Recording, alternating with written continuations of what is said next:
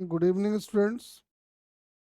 तो आ जाओ हम लोग और थोड़ा सेंटर ऑफ मास के और प्रॉब्लम्स करते हैं। हम लोग लास्ट क्लास में हमने सेंटर ऑफ मास के लोकेशन वगैरह को लेके क्वेश्चंस किए थे। अब थोड़ा आओ हम लोग आगे और बढ़ते हैं। कल हमने आपको सेंटर ऑफ मास एक बार कांस्टेंट वेलोसिटी से भगा के सेंटर ऑफ मास का लोकेशन पता किए थे। एक पार्टिकल का दे दिया था, दूसरे का हम निकाल लिए थे।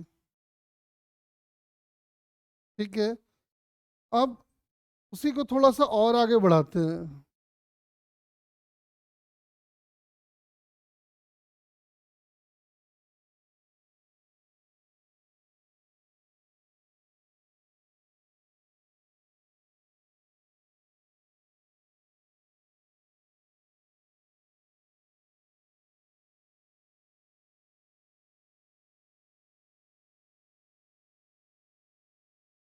तो आ जाओ थोड़ा हम लोग सेंटर ऑफ मास के और अच्छे एप्लीकेशंस कर लेते हैं। सारे आगे एक बार कहीं ग्रुप वगैरह में है तो मैसेज डाल दो कि आ जाएं, फटाफट शुरू करेंगे फिर।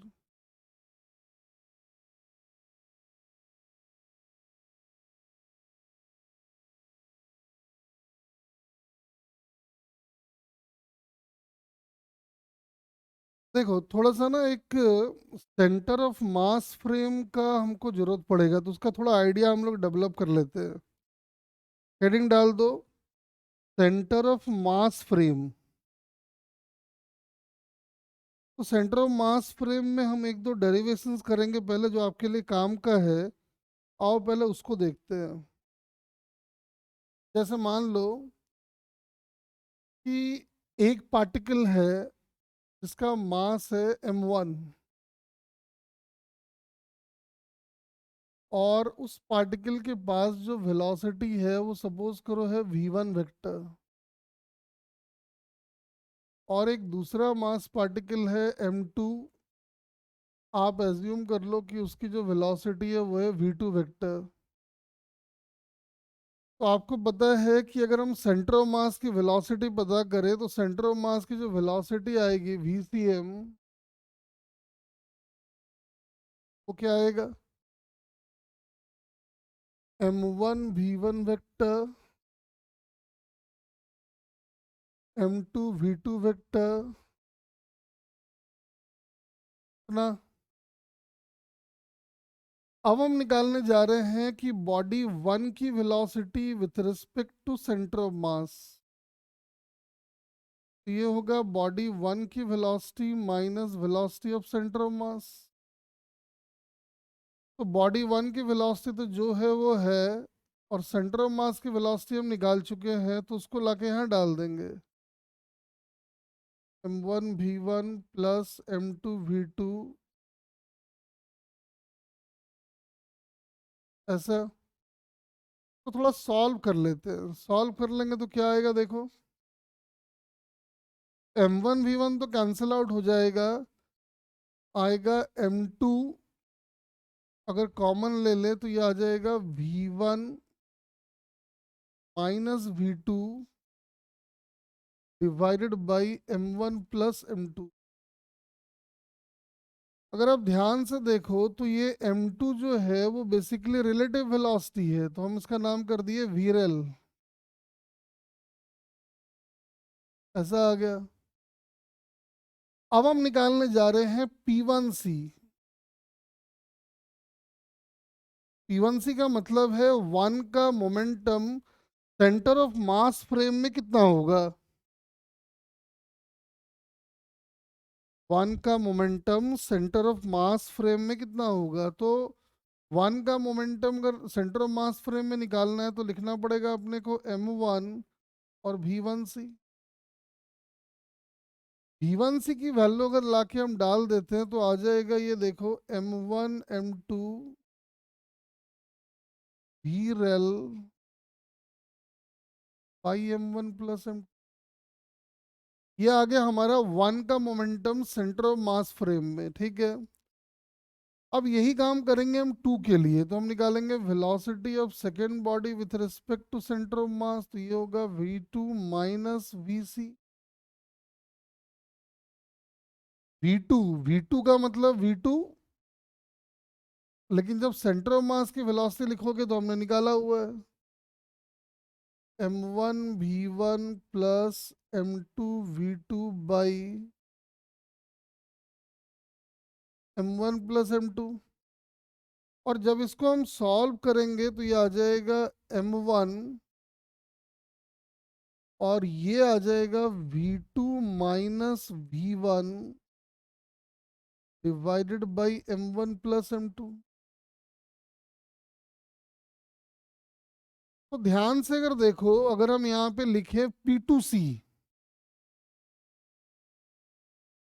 यानी सेकेंड बॉडी का momentum with respect to centre of mass, ये आ जाएगा m2 v2c,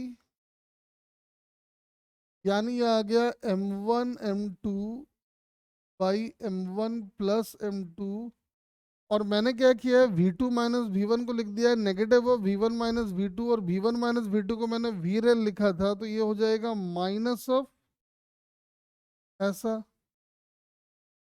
बड़ा इंटरेस्टिंग बात है, अगर ध्यान से देखो तो समझ में आता है कि P1C प्लस P2C, इन दोनों का सम जो है वो 0 होगा। इसका मतलब एक बात कंफर्म है कि टू पार्टिकल सिस्टम में अगर हम सेंटर ऑफ मास पे बैठ के पूरे सिस्टम का मोमेंटम निकालेंगे तो वो हमेशा 0 आएगा। एक तो ये बहुत इंपॉर्टेंट बात है जो आपको मार्क करना चाहिए।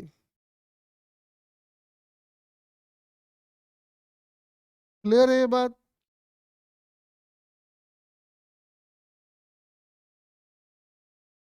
ठीक है।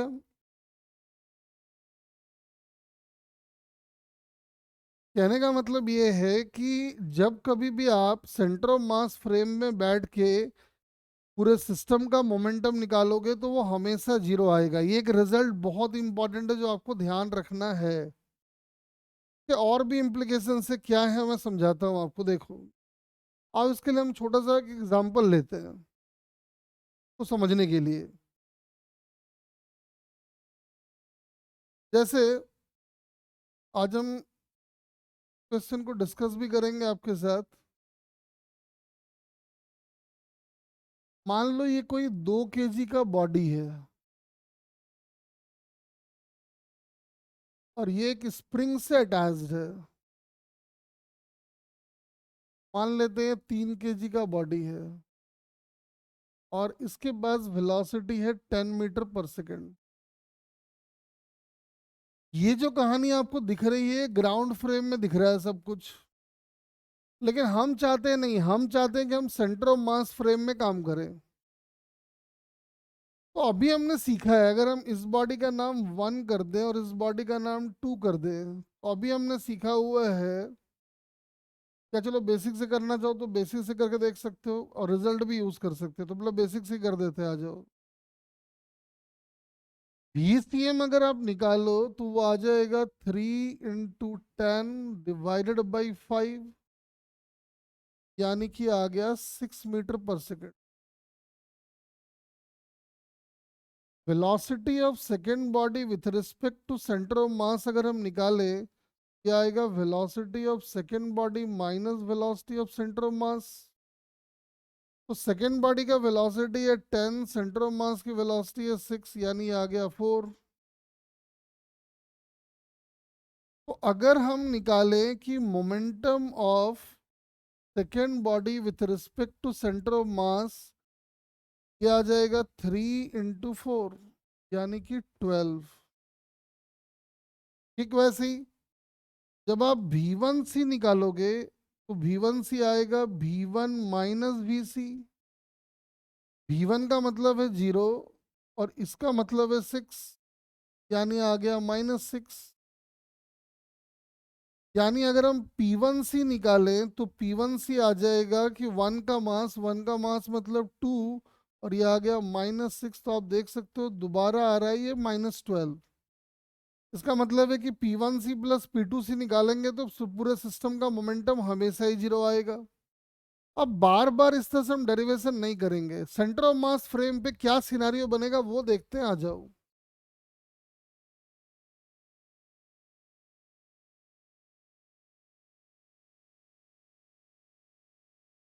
अब जो हम बनाने जा रहे हैं वो CM फ्रेम की बात कर रहे हैं हम।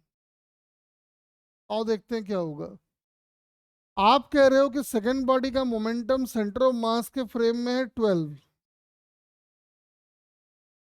यानी ये इधर भाग रहा है 12 से, ये इसका मोमेंटम है। लेकिन तो इसकी वेलोसिटी के हिसाब से देखेंगे तो वेलोसिटी जो है वो आ गया था 4। ठीक वैसे ही जो 1 का आ रहा है वो 1 का एक तो अपोजिट सेंस में आ रहा है, क्योंकि पूरे सिस्टम के मोमेंटम को जीरो होना होगा। तो इसका मोमेंटम अगर 12 है तो इसका मोमेंटम भी 12 होगा, लेकिन इसका मास 2 kg है। तो वेलोसिटी आएगा वो इधर आएगा, वो आएगा 6 मीटर पर सेकेंड। तो ये जो सिनेरियो आपको दिख रहा था ये ग्राउंड के फ्रेम में है, और ये जो सिनेरियो आपको दिख रहा है ये सेंटर ऑफ मास के फ्रेम में है। ये हमारा मोमेंटम है।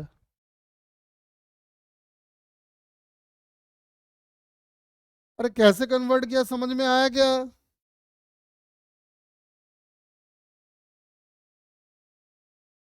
फटाफट बताओ, यहां तक समझ गए?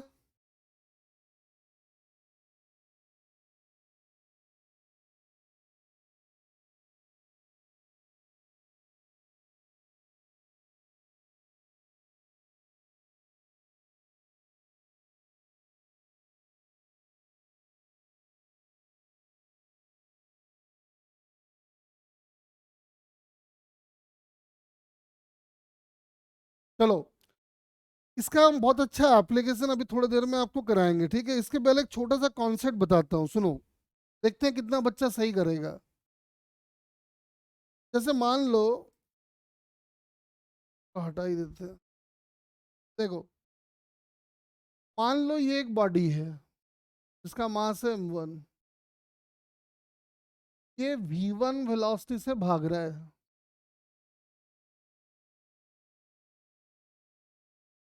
और ये एक बॉडी है m2 जो v2 वेलोसिटी से भाग रहा है। एक बात बताओ, अपने को निकालना है P12, तो क्या P12 को हम लिख सकते हैं? देखो तो P1 माइनस P2, और फिर हम लिख देते हैं m1 v1 vector minus m2 v2 vector. मुझे एक बताओ, ये जो लिखा है मैंने ये सही है या गलत है? बताओ जरा मुझे पहले।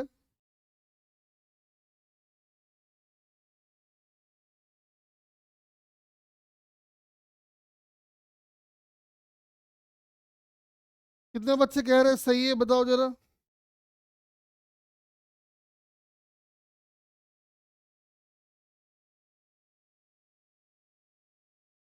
व्हाट्सएप ग्रुप पे रिप्लाई कर सकते हो आप।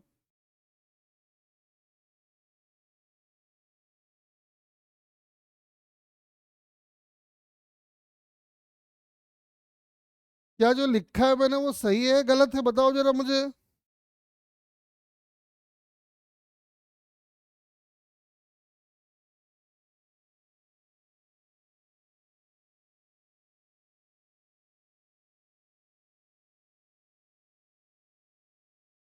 हाँ जी बताओ, सही है गलत है?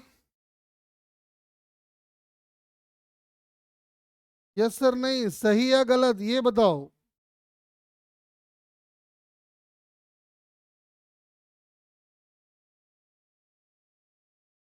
नहीं बेटा, ये गलत है। P12 को हम लिखेंगे, चूंकि ये क्या है, ये है 1 का मोमेंटम 2 के रेस्पेक्ट में। This can be written as m1 ऐसा, और ये आएगा m1 v1 माइनस v2। आप देख सकते हो कि ये वाला जो लिखा हुआ है ये गलत है, ध्यान रखें, छोटी सी बात है। लेकिन बड़े काम की बात है, ध्यान रखेंगे जरा इसको। P1 टू बेसिकली क्या है कि 1 का मोमेंटम है 2 के फ्रेम में, उसको P1 माइनस P2 नॉर्मली बच्चा हड़बड़ी में लिख देता है, जो कि गलत है। एक तो इस बात को ध्यान रखिए।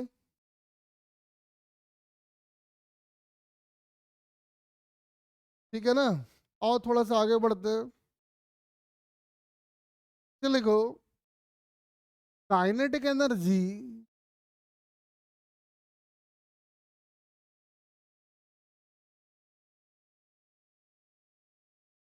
इन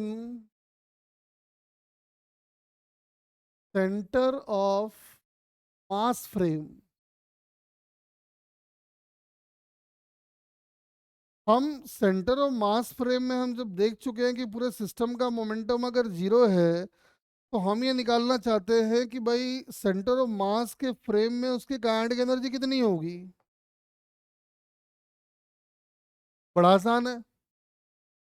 अगर हम सेंटर ऑफ मास फ्रेम में काइनेटिक एनर्जी लिख रहे हैं, तो हम लिखेंगे हाफ m1 v1c का whole square plus half m2 v2c का होल स्क्वायर,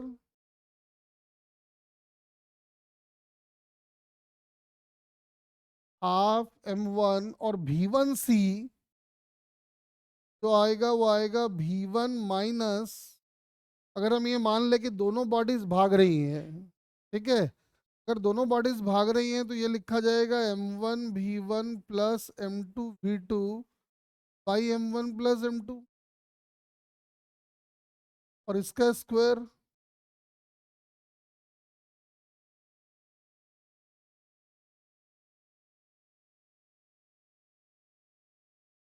साथ में ये आ जाएगा हाफ m2, ये आ जाएगा v2 minus, sorry, v2 minus m1 v1 plus m2 v2 by,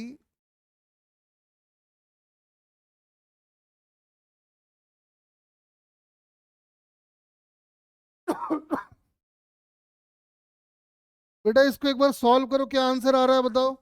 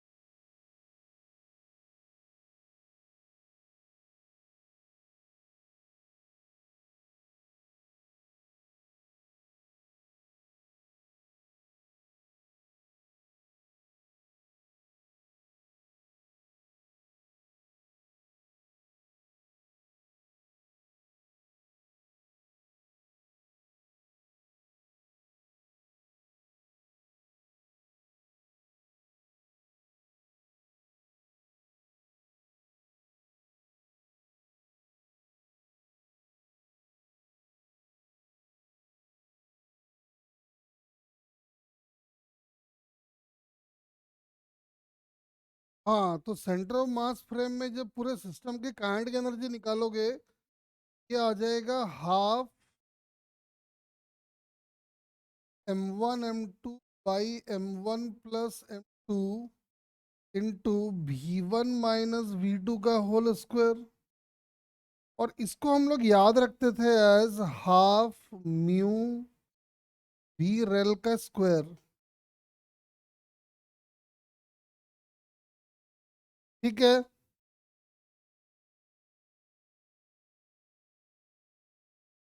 तो एक तो ध्यान रखना है कि दो पार्टिकल सिस्टम अगर है, तो उस पूरे सिस्टम की जो काइनेटिक एनर्जी होगी सेंटर ऑफ मास फ्रेम में आप यहाँ से निकाल सकते हो।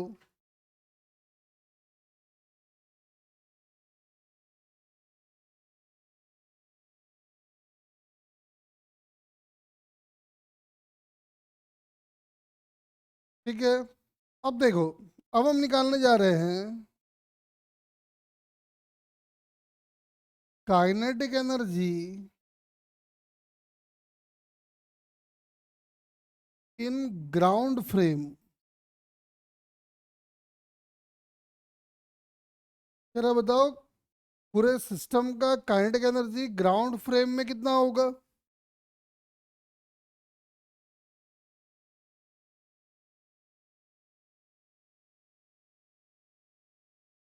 तो लिखने का तरीका ध्यान रख लो। काइनेटिक एनर्जी ग्राउंड फ्रेम में जो लिखा जाएगा वो होता है काइनेटिक एनर्जी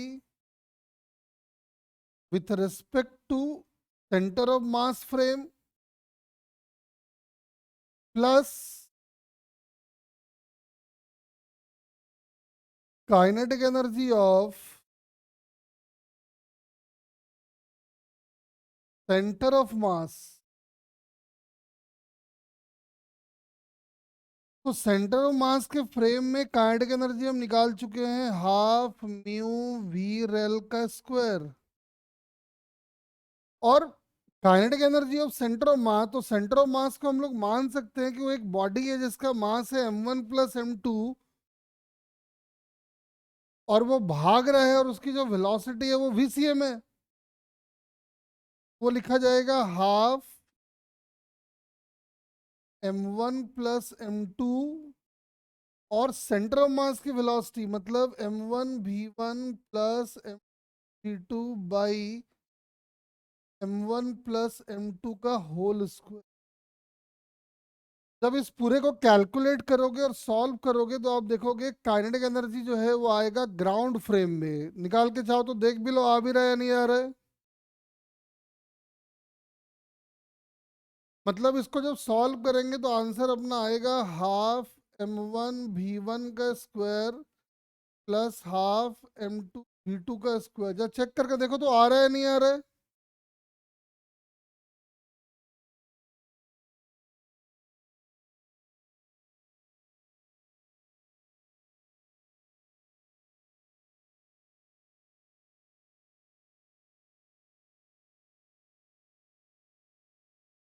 चेक करके बताओ मुझे आ रहा है कि नहीं आ रहा है।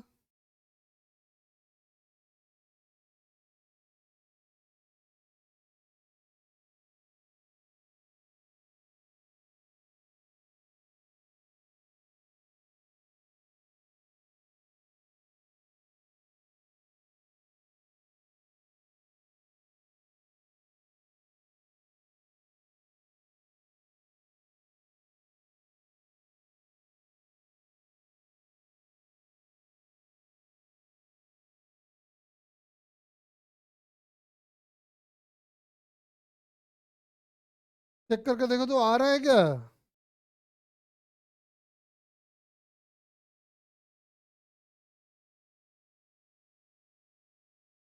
तो सॉल्व करने से हाफ m1v1 का स्क्वायर प्लस हाफ m2v2 का स्क्वायर आ रहा है नहीं आ रहा है, चेक करो।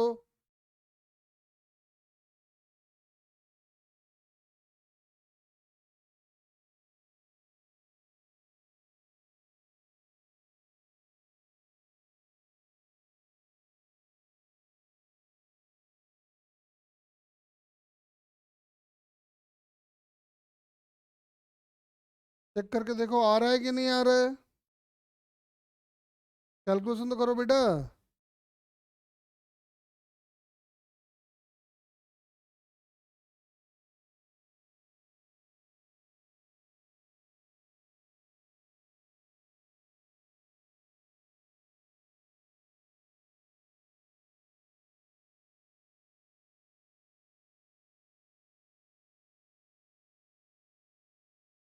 आकाश कह रहा है सर आ रहा है, बाकी और देख लो बेटा एक दो फटाफट, फिर थोड़ा आगे बढ़ेंगे।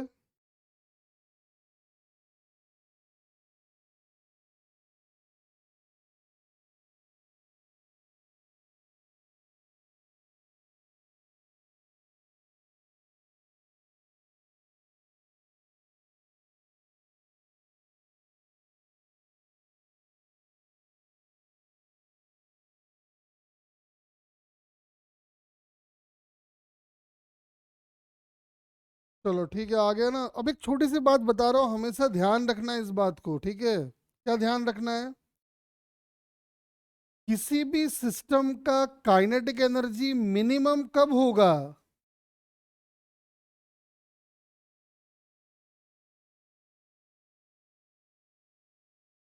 ध्यान रखें, किसी भी सिस्टम का काइनेटिक एनर्जी मिनिमम तब होगा जब आप उसके सेंटर ऑफ मास फ्रेम में जाके बैठ जाओगे।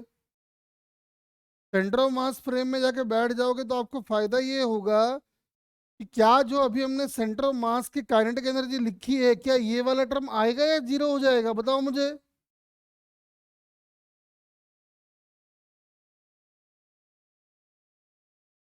अगर हम सेंटर ऑफ मास फ्रेम पे बैठ के किसी भी सिस्टम की काइनेटिक एनर्जी निकालेंगे, तो जो बाद वाला टर्म मैंने लिखा है सेंटर ऑफ मास का काइनेटिक एनर्जी वाला टर्म, वो टर्म आएगा या नहीं आएगा?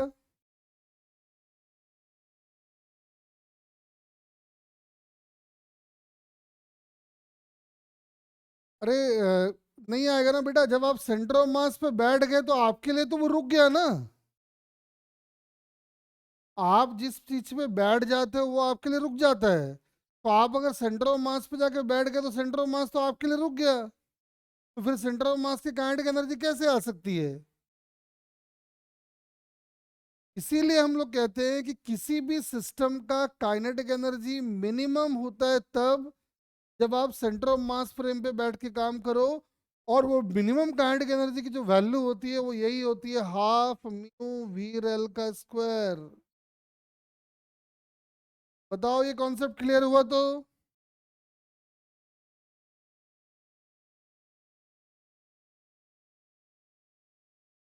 हाँ जी, जल्दी बताओ। अरे हम कह रहे हैं सेंटर ऑफ मास पे जब आप जाके बैठ गए तो सेंटर ऑफ मास आपके रेस्पेक्ट में अब थोड़ा ही मूव कर रहा है, तो जो सेंटर ऑफ मास की काइनेटिक एनर्जी निकाल रहे हो वो तो जीरो ही आ जाएगा। यानी किसी भी सिस्टम का काइनेटिक एनर्जी मिनिमम तब होगा जब आप सेंटर ऑफ मास फ्रेम पे बैठ के काम करोगे। और वो काइनेटिक एनर्जी की जो वैल्यू होगी वो होगी हाफ वी एल का स्क्वायर। तो जब कभी भी आपसे कोई पूछे कि सिस्टम, किसी दो पार्टिकल सिस्टम का मिनिमम काइनेटिक एनर्जी कितना होगा, तो आपको यही निकालना है, हाफ म्यू वी एल का स्क्वायर। और चलो एक क्वेश्चन लेते हैं इसके ऊपर पहले, ठीक है ना? बहुत बढ़िया कॉन्सेप्ट है, बहुत काम का कॉन्सेप्ट है ये। हमने क्या किया है, दो ब्लॉक ले लिया है और उसको एक स्प्रिंग से अटैच कर दिया है। मान लेते हैं ये कुछ 1 केजी का ब्लॉक है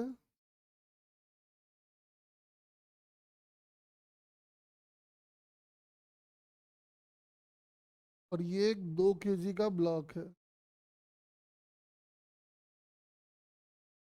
मान लो कि ये भाग रहा है कुछ 6 मीटर पर सेकंड से भाग रहा है। ब्लॉक का नाम मैंने 1 कर दिया है, इस ब्लॉक का नाम मैंने 2 कर दिया है। आपको बताना है, सबसे पहला पार्ट तो आपको ये बताना है, maximum possible elongation in the spring क्या होगा। दूसरा आपको बताना है कि इसका टाइम पीरियड ऑफ ऑसिलेशन क्या होगा। तीसरा आपको बताना है वन का मैक्सिमम स्पीड क्या होगा, वन का मिनिमम स्पीड क्या होगा ड्यूरिंग मोशन, टू का मैक्सिमम स्पीड क्या होगा, टू का मिनिमम स्पीड क्या होगा। मैंने सब डेटा इसमें जो था मैंने सब जोड़ दिया है। एक्स मैक्स और टाइम पीरियड आप निकाल सकते हो, इसमें कोई दिक्कत नहीं, आप पहले ये काम कर चुके हो। क्या आएगा मुझे बता दो जरा।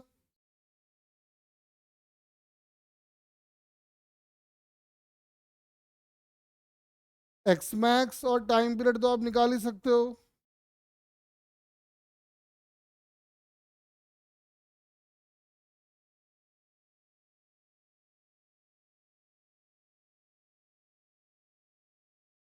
कितना आएगा बताओ।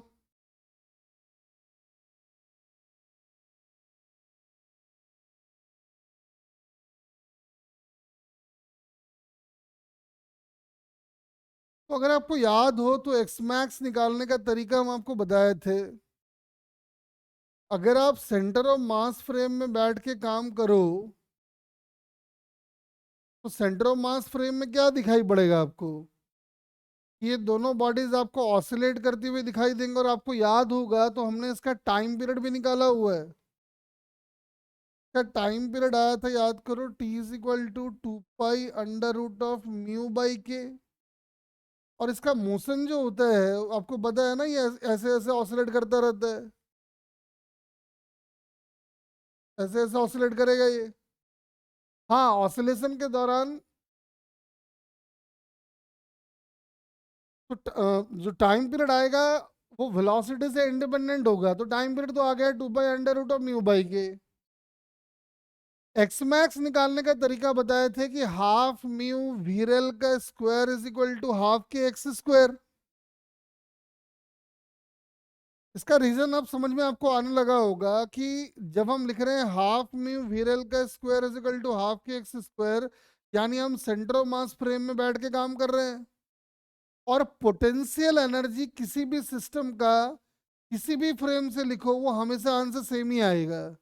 पोटेंशियल एनर्जी जो है किसी भी रेफरेंस फ्रेम में आप बैठ के लिखो उसका आंसर हमेशा आपको सेम मिलेगा। तो एक्स मैक्स निकालने के लिए हम कर देंगे हाफ म्यू वीरेल का square is half K X max का स्क्वायर। पहले आप मुझे एक्स मैक्स और टाइम पीरियड दोनों निकाल के बताओ कितना कितना आ रहा है।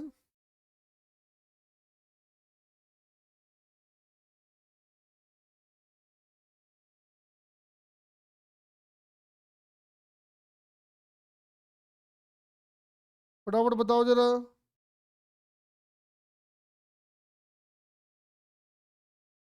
एक्स मैक्स की वैल्यू बता दो मुझे और टाइम पीरियड की वैल्यू बता दो।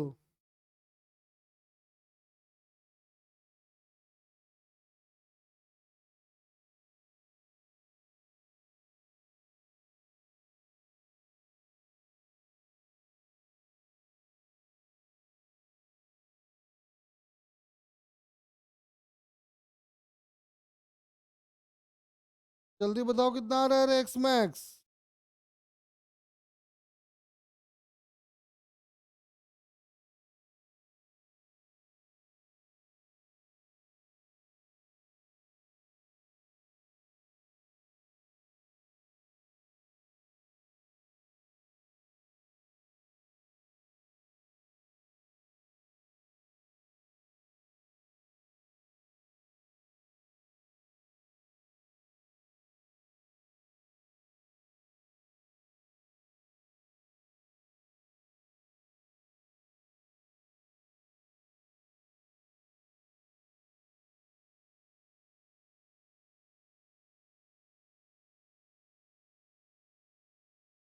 अरे एक्स मैक्स की तो वैल्यू बता दे, तो भी टाइम लगाएगा।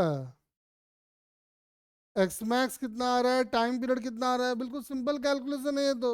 हाँ, के चाहिए होगा ना आपको, के भी चाहिए होगा सर। हाँ, ले लो इतना। 100 ले लो के की वैल्यू।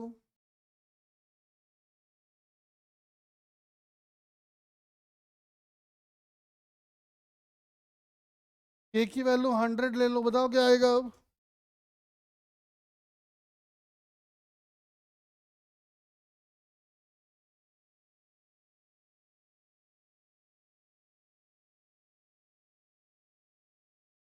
तो अगर आपको याद हो तो हम लोग एक फॉर्मूला भी बनाया हुआ था इसका कि एक्स मैक्स जो आएगा वो आएगा V rel under root of mu by K. अब वैल्यूज ला के डाल दो, अपना काम बन जाएगा। म्यू तो अपने को दिखाई पड़ रहा है कि 2/3 हो जाना है, और के की वैल्यू पता है, वी रेल की वैल्यू 6 है, डाल दो, खेल खत्म।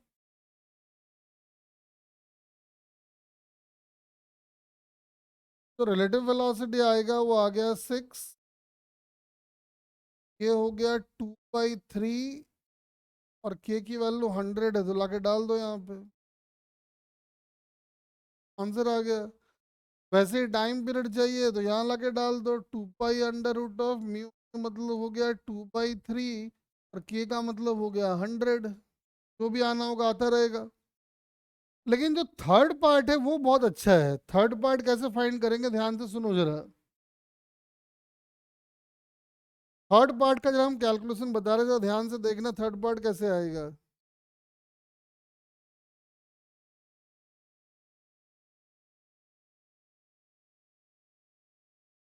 देखो थर्ड पार्ट में हम क्या करेंगे, हम सेंटर ऑफ मास फ्रेम में बैठ के काम करेंगे। और अभी हमने सीखा है कि सेंटर ऑफ मास फ्रेम में किसी भी सिस्टम का जो मोमेंटम होता है वो होता है म्यू इनटू वीरल। तो म्यू की वैल्यू हमको दिखाई पड़ रही है यहाँ पे 2/3, और वीरल हो जाएगा हमारा -6। यानी मोमेंटम हो गया 2/3 × 6। कितना हो गया, 2/3 × 6 मतलब हो गया 4। और चूंकि मास 1 kg का है तो ये अपने को इधर जाता हुआ दिखाई पड़ेगा 1 मीटर 4 मीटर पर सेकंड से। ये जो वेलोसिटी हमने लिखा है ये सेंटर ऑफ मास फ्रेम में बैठ के लिखा है, ठीक है। 2 kg वाले को देखो तो समझ में आता है कि मोमेंटम तो दोनों का सेम ही होगा सेंटर ऑफ मास फ्रेम में, क्योंकि सेंटर ऑफ मास फ्रेम में टोटल सिस्टम का मोमेंटम को 0 आना है। तो इसका मोमेंटम भी 4 आएगा, लेकिन चूंकि मास 2 kg है तो सेंटर ऑफ मास फ्रेम में ये अपने को 2 मीटर पर सेकंड से भागता हुआ दिखाई देगा। लेकिन चूंकि आप सेंटर ऑफ मास फ्रेम में बैठ के काम कर रहे हो तो सेंटर ऑफ मास फ्रेम में ये बॉडी, ये सिस्टम आपको ऑसिलेट करता हुआ दिखाई देगा। तो जब ये ऑसिलेट कर रहा होगा तो समझ में आ रहा है इसका मोशन कैसा कैसा नजर आएगा। देखो एक बार ये यहां से 2 और ये 4 से भागेगा,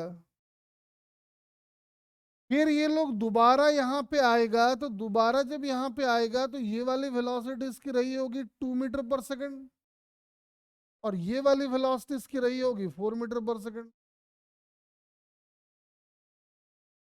आप सेंटर ऑफ मास फ्रेम में मान लो, अगर हम कह रहे हैं कि सेंटर ऑफ मास यहाँ है इसका, आप खुद भी भाग रहे हो, कितनी वेलोसिटी से भाग रहे हो आप, तो सेंटर ऑफ मास की वेलोसिटी अगर हम निकाल लें तो दिख रहा है 2 × 6 + 0 डिवाइडेड बाई, यानी आप खुद 4 मीटर पर सेकंड से भाग रहे हो। अब मुझे पूरा उम्मीद है कि तुम समझ चुके होगे कि V1 मैक्स कब होगा, V2 मैक्स कब होगा। समझ में आ रहा है कि इसके रेस्पेक्ट में जब ये वाला पार्टिकल, आप क्या लिखोगे, आपको ग्राउंड के रेस्पेक्ट में निकालना है तो आप लिखोगे V2 can be written as V2c + Vc। जब ये दोनों क्वांटिटीज ऐड होंगी तो 2 की वेलोसिटी मैक्सिमम होगी, और जब ये दोनों क्वांटिटीज सब्ट्रैक्ट होंगी तो 2 की वेलोसिटी मिनिमम होगी। अब मुझे आप बताइए 1 का मैक्सिमम वेलोसिटी कितना, मिनिमम वेलोसिटी कितना, 2 का मैक्सिमम वेलोसिटी कितना, मिनिमम वेलोसिटी कितना, जल्दी बताओ।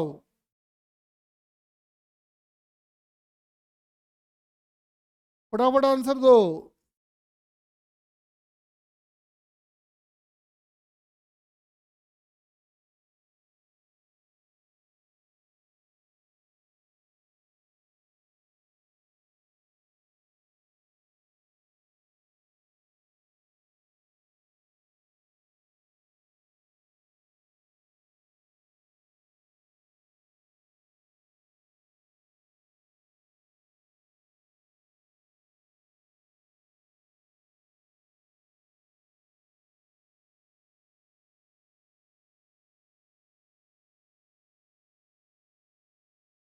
ये बेटा बहुत अच्छा कॉन्सेप्ट है एग्जाम में आने के लिए।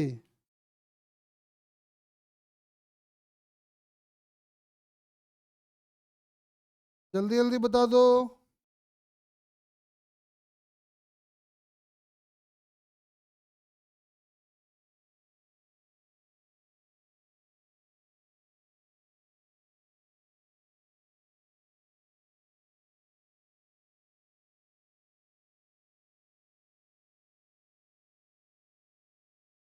जब मतलब हमने इसकी वेलोसिटी का रेंज निकाल लिया है,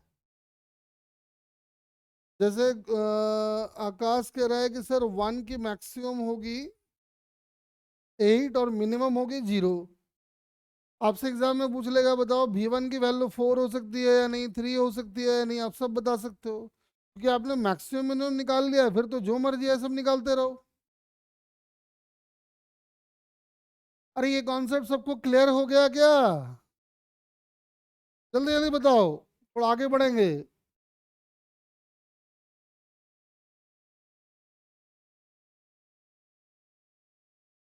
इस कॉन्सेप्ट में किसी को कोई डाउट है तो बोलो, और नहीं है तो भी बोलो।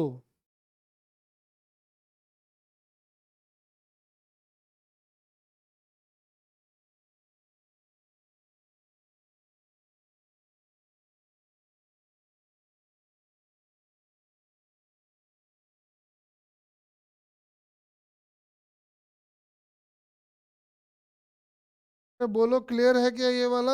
अरे जल्दी बोलना, रे बोलता नहीं है।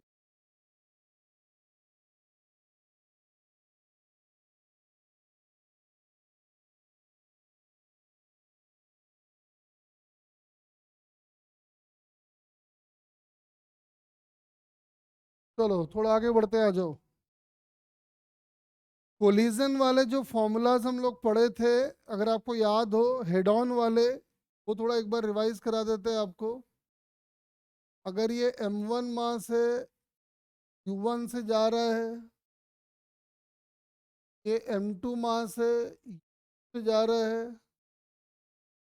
कोलिजन के बाद m1 वाले की वेलोसिटी अगर v1 हो गई, m2 वाले की अगर v2 हो गई, कोएफिशिएंट ऑफ रेस्टिट्यूशन अगर e है, तो याद करो हमने जो पढ़ा था जनरल कोलिजन के लिए लिखने का तरीका, जो v1 आता है हम बताए थे तरीका आपको। आपको लिखना है m1 माइनस em2, जिसकी वेलोसिटी निकालनी है उसकी इनिशियल स्पीड मतलब u1 plus m2 u2 into 1 plus ई, और नीचे आता था याद करो m1 प्लस m2। ठीक वैसे v2 लिखा जा सकता है m2 minus em1 into u2 plus m1 u1 into 1 plus E by m1 plus m2। अगर आपको याद हो लॉस इन काइनेटिक एनर्जी का फॉर्मूला हम लोग बनाए थे इधर, तो आया था हाफ म्यू वी रेल का square into 1 minus E square. अच्छी बात है कि अगर ये रिजल्ट हम लोग ध्यान रख लें तो हम लोग सब में इसको अप्लाई कर सकते हैं। ठीक है, आओ थोड़ा सा हम लोग इसका एप्लीकेशन करने की कोशिश करते हैं। तो बेसिक बेसिक बात बताए थे याद करो,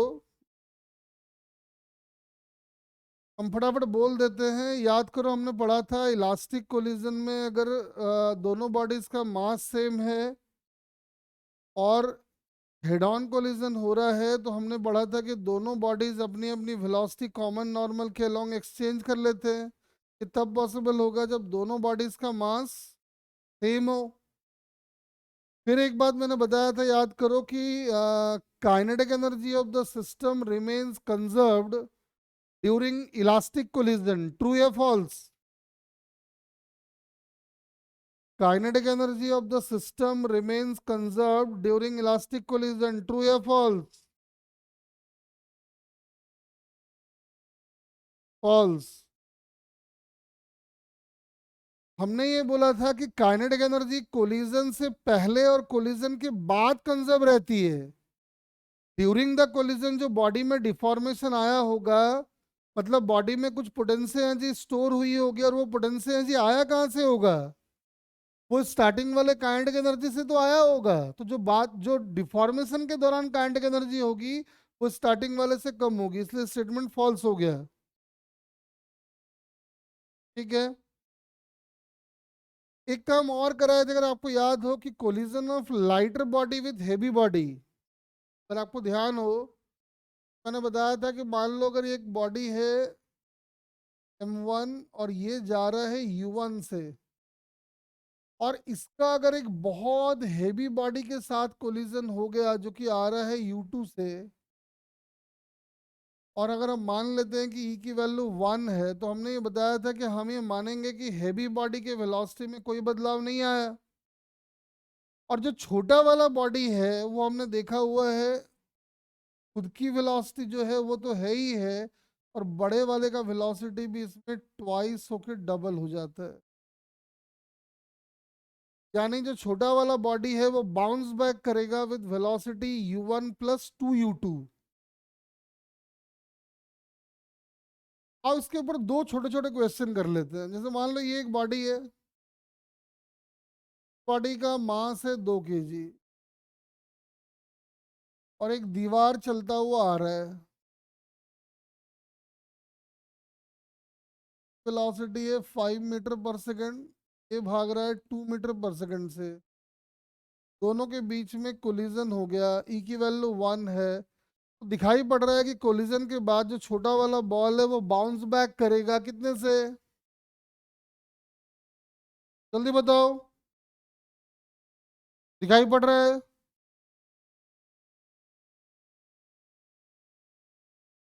हाँ, तो जो बॉल का खुद का है 2, वो तो रहेगा ही रहेगा, और साथ में दीवार वाला डबल होके और जुड़ जाएगा, यानी कि 12 मीटर पर सेकेंड से बाउंस बैक करेगा। इसका एक छोटा लेकिन बहुत बढ़िया एप्लीकेशन करते हैं, आ जाओ। क्या किया है,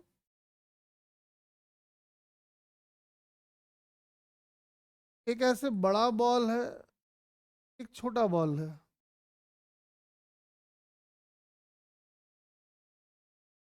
दोनों को h हाइट से गिरा दिया,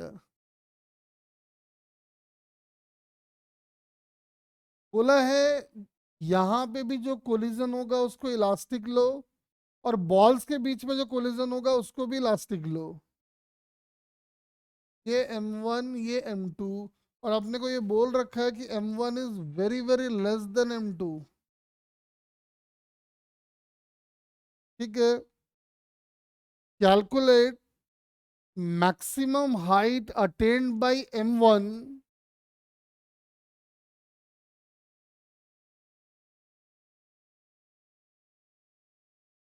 कैलकुलेट मैक्सिमम हाइट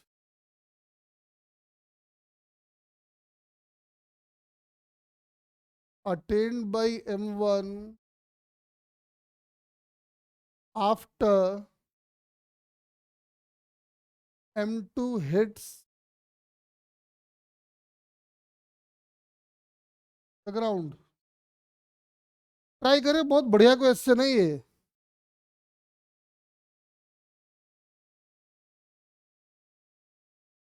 दोनों को साइमल्टेनियसली छोड़ दिया गया,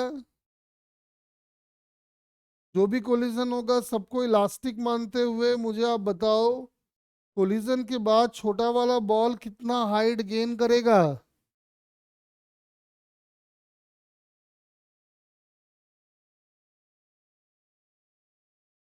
हाँ सही है, बाकी भी फाइंड करें, बहुत बढ़िया क्वेश्चन है ये।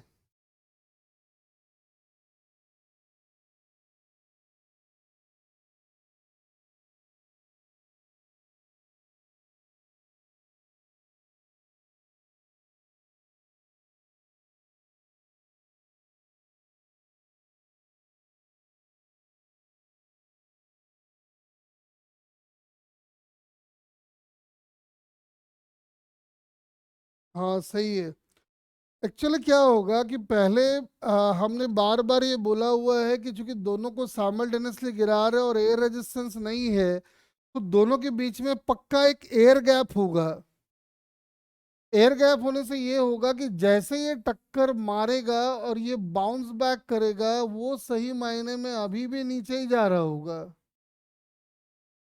तो चूंकि हम कह रहे हैं ये लाइटर बॉडी और ये हेवी बॉडी है, और इसकी वेलोसिटी होनी है अंडर रूट ऑफ 2gh, और ये आ भी रहा था अंडर रूट ऑफ 2gh से। तो अभी हमने पढ़ा है कि चूंकि जैसे ये बड़ा वाला बॉडी इसको टक्कर मारेगा, तो जो छोटा वाला बॉल है के पास अपनी वेलोसिटी तो आएगी ही आएगी, और साथ में बड़े वाले बॉडी का जो वेलोसिटी है वो भी डबल होके जुड़ जाएगा, तो ये इतना आ जाएगा। तो आप देख सकते हो कि इसको अगर हम ऐसा लिख दें, अंडर रूट ऑफ 9h, तो आप कह सकते हो कि कोलिजन के बाद जो ये बॉडी है वो 9h का हाइट अटेन कर लेगा।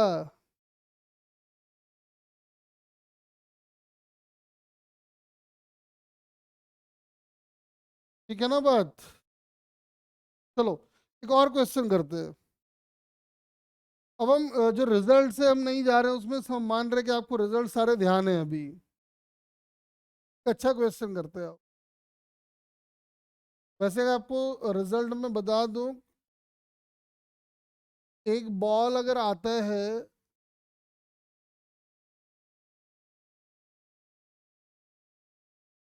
थीटा एंगल से,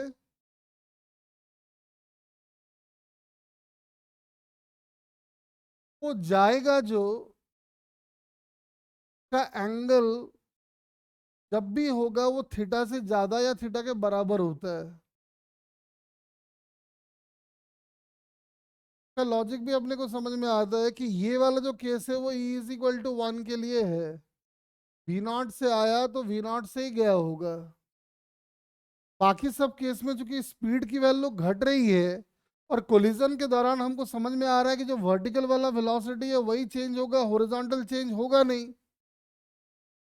तो आप देखो, अगर ये वाला एंगल को हम नाम दे दे कुछ अल्फा और इसकी वेलोसिटी का नाम दे दे v1, तो जो हॉरिजॉन्टल वाला कंपोनेंट आएगा वो आएगा v1 sine alpha.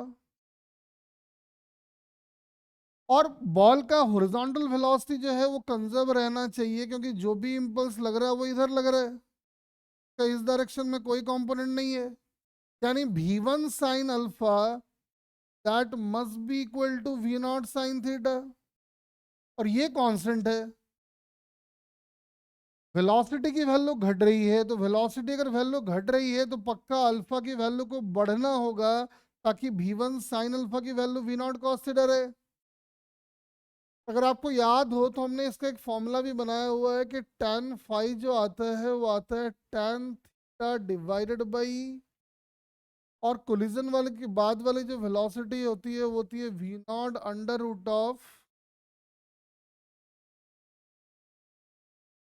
Sign square theta plus E square cos square theta. है ना। इस रिजल्ट को हम लोग लगा के एक अच्छा क्वेश्चन करते आ जाओ, देखते हैं कितना बच्चा कर पाएगा।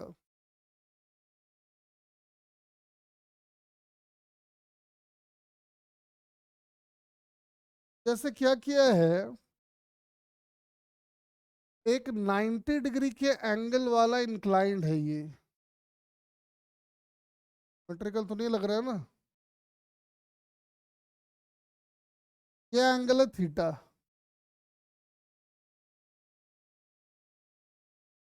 ये वी नॉट से आया,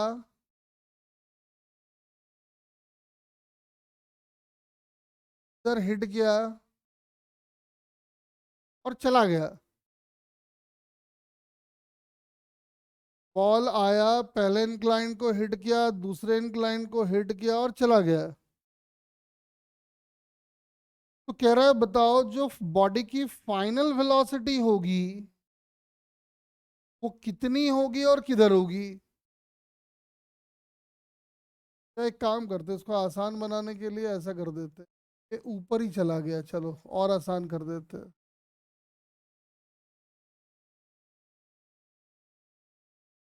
बताओ बॉडी की फाइनल वेलोसिटी कितनी होगी, चलो ये कर लो।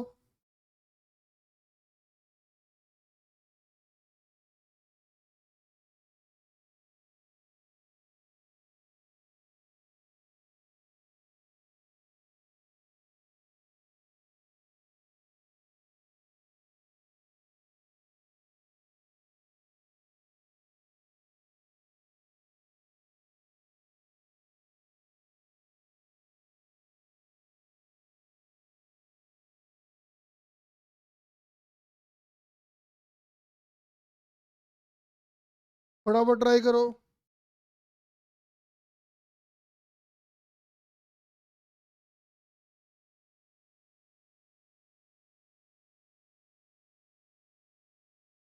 ये एंगल 90 है।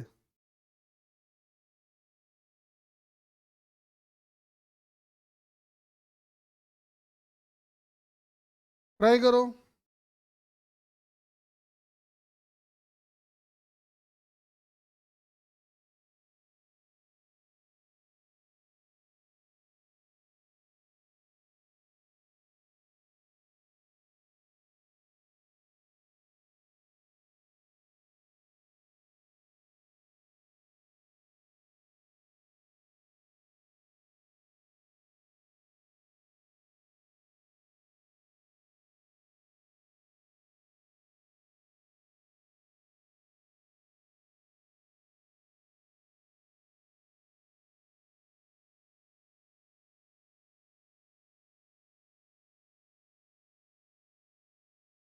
बताओ जरा।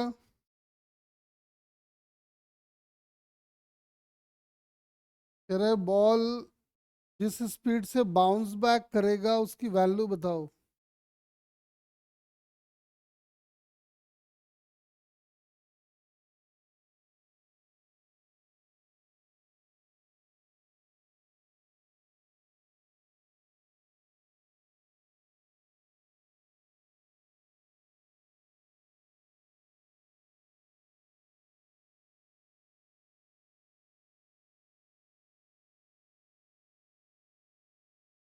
फटाफट देखते जाओ।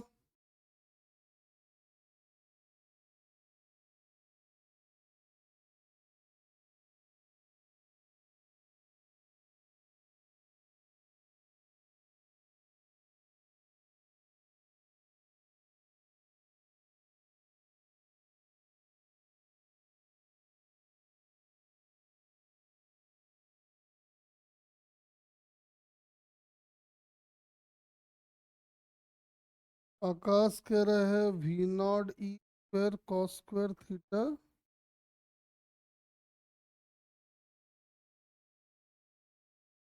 चल देखते हैं आकाश, रुक जा। आंसर तो मुझे भी नहीं याद है।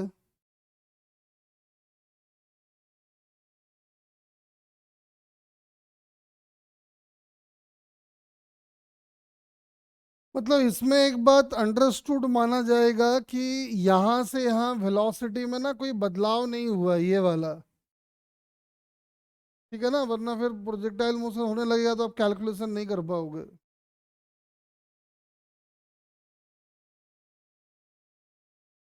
हम समझाते हैं, देखो। तो जब ये बॉल यहाँ पे आया होगा, उसके बाद वेलोसिटी रही होगी इधर वी नॉट। तो अपना एक कंपोनेंट इधर आएगा और दूसरा कंपोनेंट इधर आएगा। ये वाला अगर थीटा है तो ये भी थीटा ही हो जाएगा, तो ये अपना हो जाएगा वी नॉट कॉस थीटा, और ये हो जाएगा वी नॉट साइन थीटा।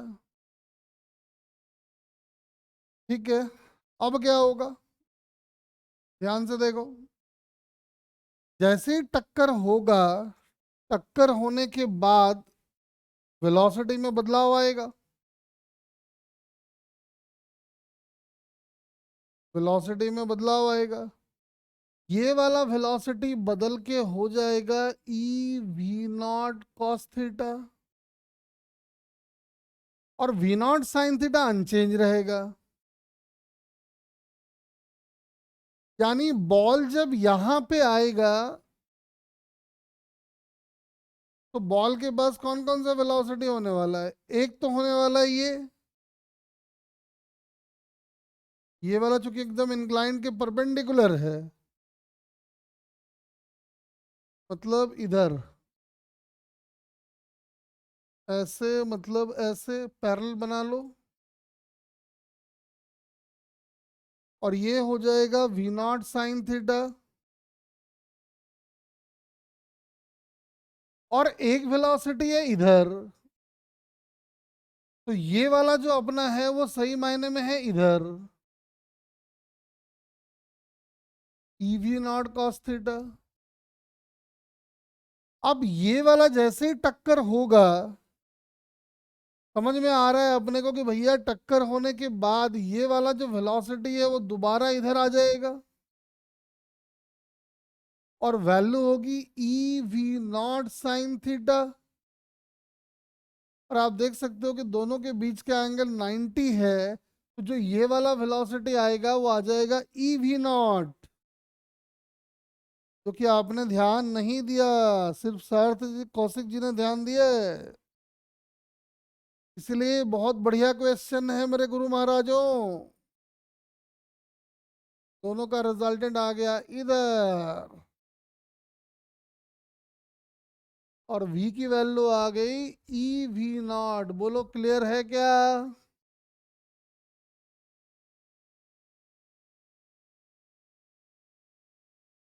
का मतलब ऐसा लिखा जा सकता है कि जो बॉडी की फाइनल वेलोसिटी होगी वो होगी negative of E times of initial velocity. बोलो।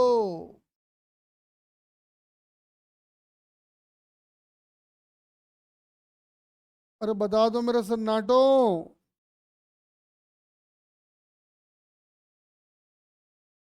अरे आकाश, कहाँ गलती किया था, समझ में आया क्या?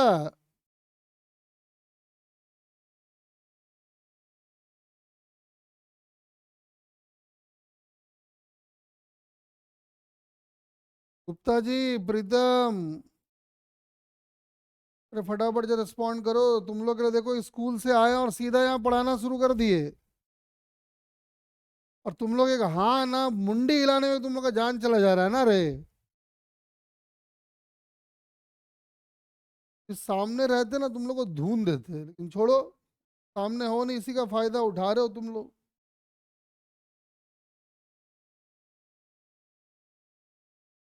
चलो एक और क्वेश्चन करते, आ जाओ। अच्छा क्वेश्चन करते हैं।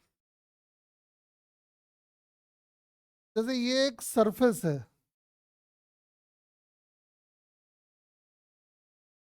और इधर हमने क्या किया है, पेंडुलम को यहाँ से गिरा दिए है। ये लेंथ है एल, और ये लेंथ अपना है एच। बॉल का मास है एम, और बोल रखा है कि भाई जो भी कोलिजन होगा उसमें ई को जीरो मानो।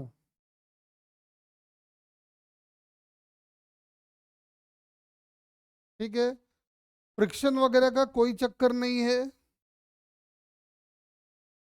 फाइंड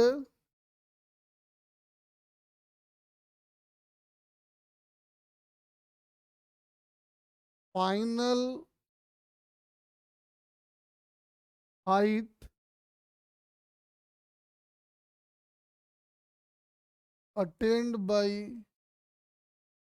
मास स्मॉल एम। शुरू हो जाओ जरा।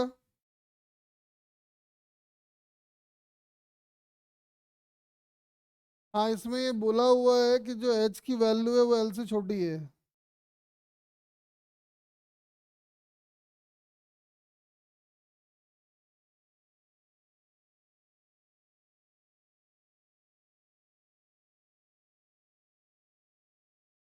फटाफट सोचो।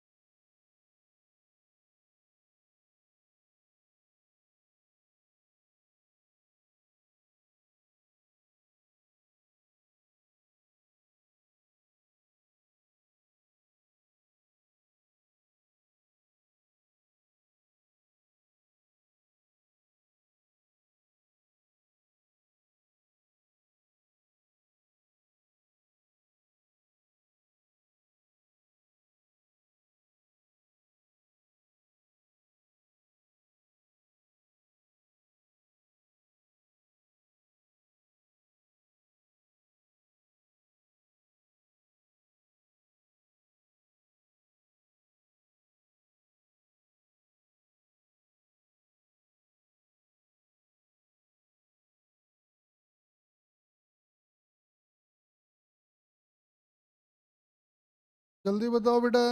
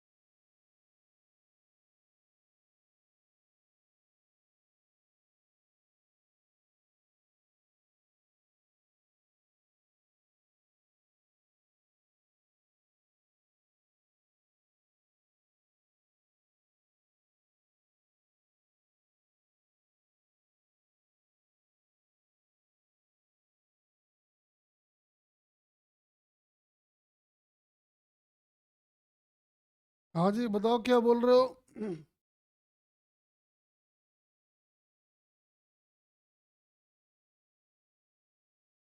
चलो फटाफट जरा कैलकुलेशन मिल के करते हैं, थोड़ा जल्दी जल्दी हो जाएगा। देखो,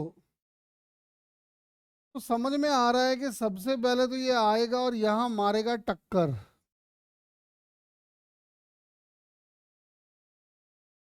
जब ये टक्कर मारेगा तो उसकी वेलोसिटी होगी इधर, और वो होगी अंडर रूट ऑफ 2 GH।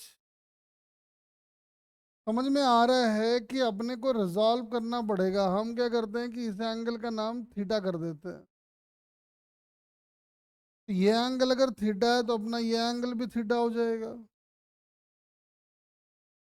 ये वाला आ जाएगा under root of 2 GH cos theta, और इधर वाला आएगा under root of 2 GH sine theta. क्योंकि ये कह रखा है कि कोएफिशिएंट ऑफ रेस्टिट्यूशन 0 है, तो बताओ क्या होगा फिर under root of 2 GH sine theta का।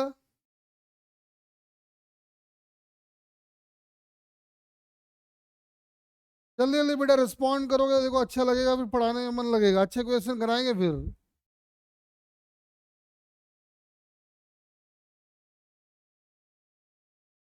तो समझ में आ रहा है कि भाई ये वाला कंपोनेंट तो हो जाएगा 0, यानी बॉडी भागना स्टार्ट करेगी under root of 2 GH cos theta से। ठीक है ना, ध्यान से देखना, इसको बहुत डिटेल में हम लोग सॉल्व करेंगे। जैसे ही बॉडी यहाँ से आगे बढ़ा, रस्सी हो गया स्लैक, रस्सी यहाँ स्लैक, रस्सी यहाँ स्लैक।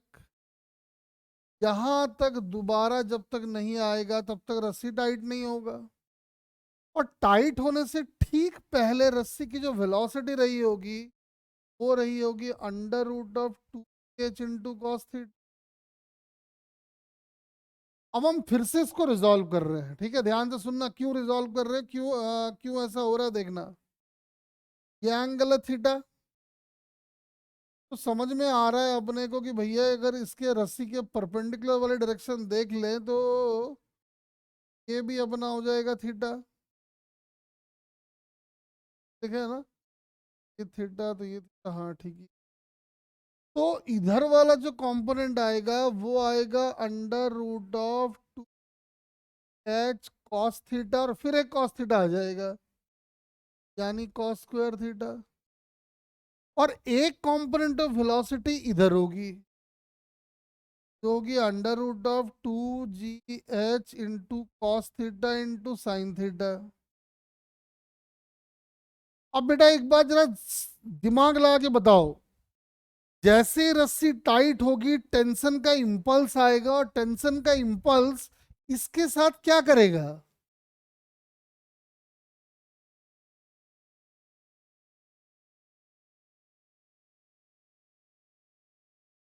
जो टेंशन, जैसी रस्सी टाइट होगी तो आप समझ रहे हो कि रस्सी के किसी भी दो पॉइंट का रस्सी के लेंथ के अलोंग अलग अलग वेलोसिटी नहीं हो सकता है। जब इस पॉइंट की वेलोसिटी रस्सी के लेंथ के अलोंग 0 है तो इसकी भी 0 ही होनी होगी।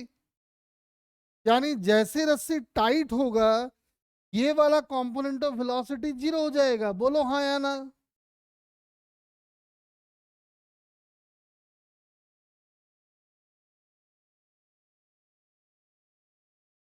यानी जैसे रस्सी टाइट होगा तो टाइट होने के ठीक बाद बॉल के पास जो वेलोसिटी आएगी वो आएगी under root of 2 GH cos square theta.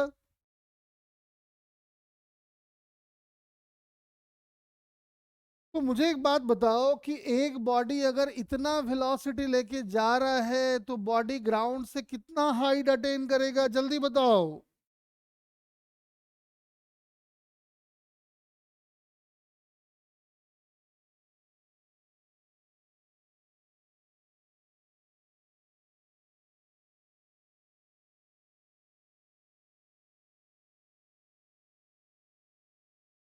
जल्दी बताओ बेटा कितना हाइट अटेन करेगा।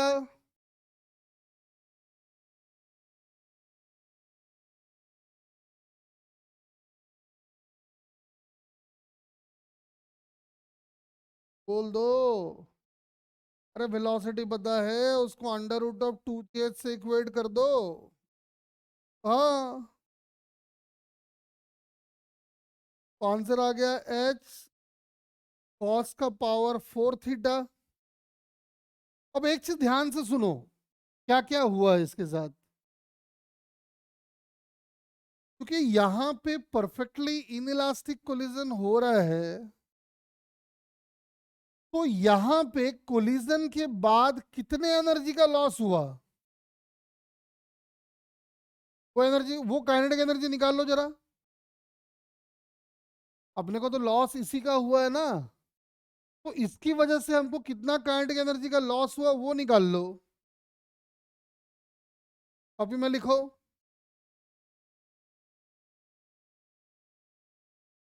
और दूसरी बार हमको लॉस कितने का हुआ है, एक बार हमको और लॉस हुआ है काइनेटिक एनर्जी का, बताओ कितना हुआ है वो।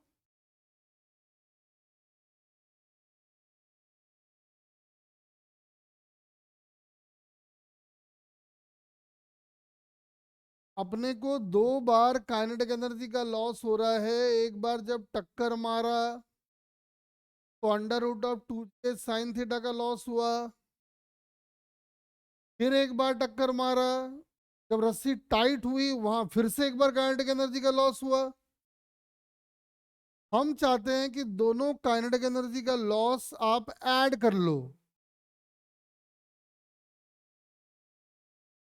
दोनों काइनेटिक एनर्जी के लॉस को जरा आप ऐड कर लो, हम चाहते हैं ये।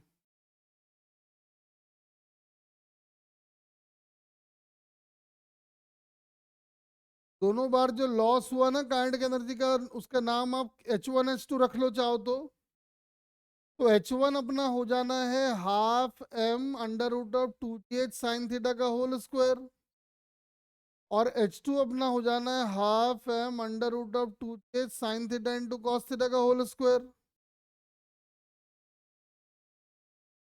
और H1 प्लस H2 को ऐड कर दो, ऐड करके क्या आ रहा है मुझे बताओ।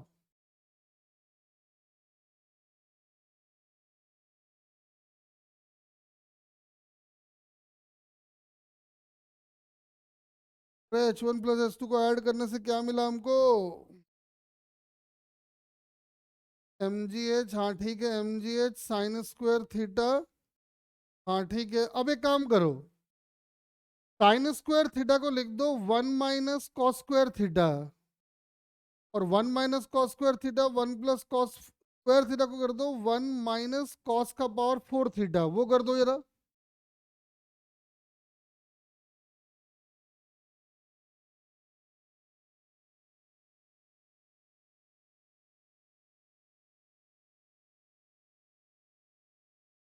यानी अब हमारा आंसर कॉस के टर्म में आ गया, तो हमको कॉस की वैल्यू अब निकालनी होगी, तो ध्यान से देखो कॉस की वैल्यू आ जाएगा। अगर अपना लोग इस वाले ट्रायंगल में देखें, वाले ट्रायंगल में देखें, तो अपना कॉस थीटा आ जाएगा। तो कॉस थीटा हमारा होगा, दिख रहा है अगर ये वाला एल है तो समझ में आ रहा है कि L cos theta is equal to H, यानी cos theta is equal to H by L.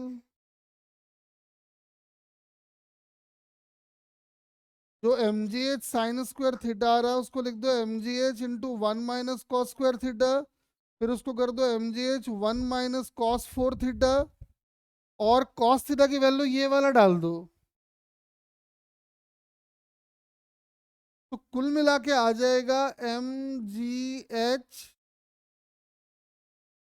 1 - h by l का पावर 4।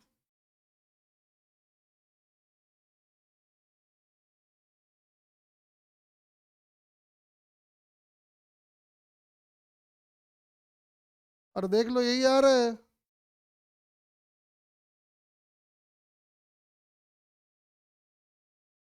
अरे यही आ रहा है क्या, बोल दो फटाफट, घाटे में चला जाता है।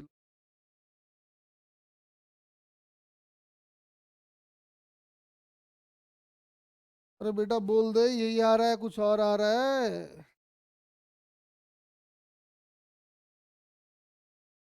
अब एक चीज और देखो, अब एक चीज और देखो, बॉडी आया था एच हाइट से, और बॉडी ने हाइट जो अटेन किया था वो किया था एच कॉस का पावर 4 थीटा। तो बॉडी ने कितना पोटेंशियल एनर्जी लूज किया निकाल सकते हैं क्या?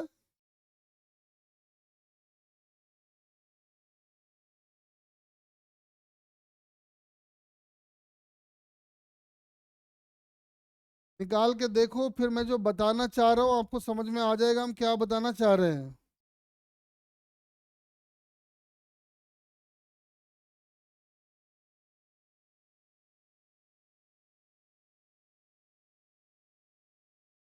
बात समझ में आ रहा है? तो देखो, कोलिजन के दौरान जो एनर्जी का लॉस हुआ, अगर लॉस नहीं होता तो जितने हाइट से आता उतने हाइट तक जाता।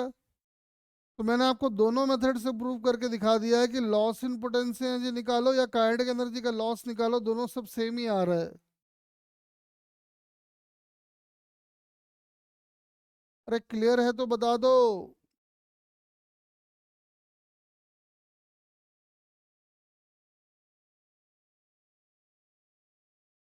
अरे सन्नाटो, क्लियर है?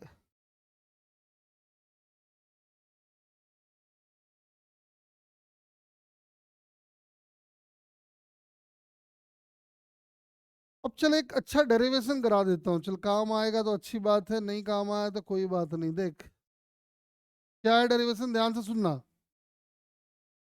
थोड़ा मैथमेटिकल है, एडवांस के लिए करा रहे, जेई मेन में हमारा कोई काम इसका नहीं था, इसलिए हम पहले कभी नहीं करवाए थे। आओ जरा ध्यान से देखते हैं। तो ऑल्दो हमने ऐसा डेरिवेशन ऑप्टिक्स में किया हुआ है, जैसे मान लो ये सरफेस है और ये अपना नॉर्मल है, एन कैप।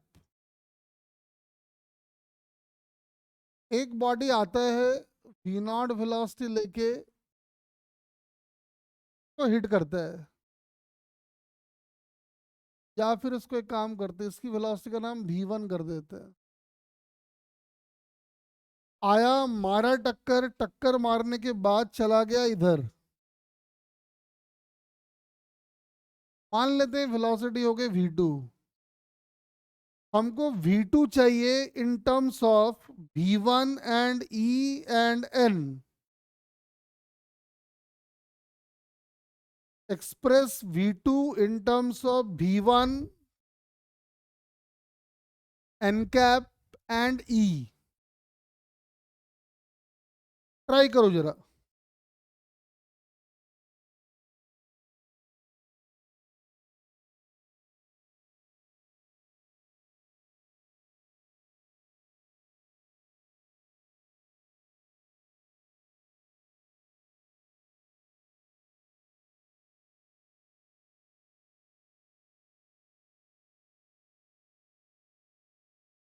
ऐसा क्वेश्चन बेटा मैथ में भी आपको आ सकता है, मैथ में वेक्टर का आइडिया में आ सकता है ऐसा क्वेश्चन।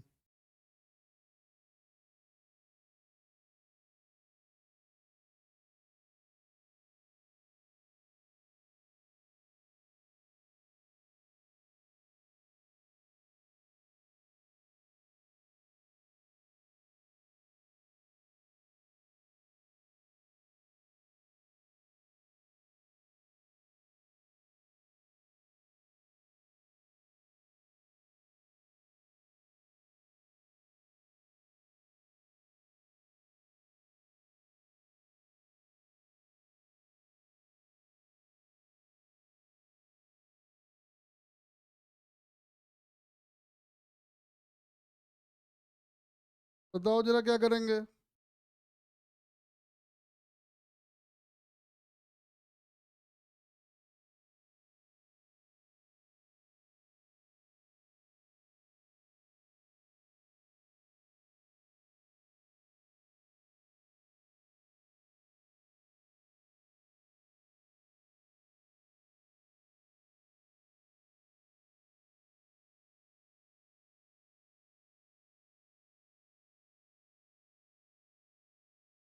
सुनो मेरी बात, आओ मिल के करते हैं इस क्वेश्चन को। ध्यान से देखना जरा। सबसे पहले हम निकालने जा रहे हैं ये वाला वेलोसिटी का कंपोनेंट। तो अगर हम v1 का डॉट ले ले एन कैप के साथ तो क्या आएगा?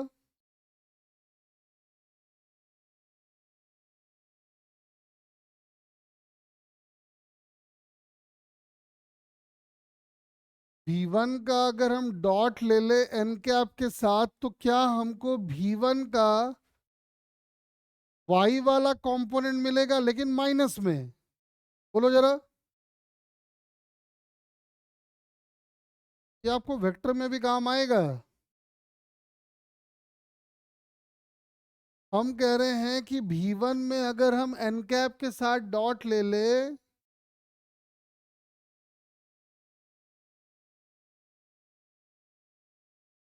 आकाश लिख रहा है v1 v2।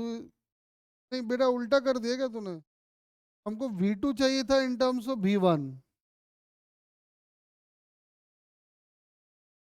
कोशिश इसने ठीक करा है कि थोड़ा सा गड़बड़ हो गया। आ जाओ हम समझाते हैं। v1 का डॉट अगर हम ले ले एन कैप के साथ और उसका ले ले मॉड।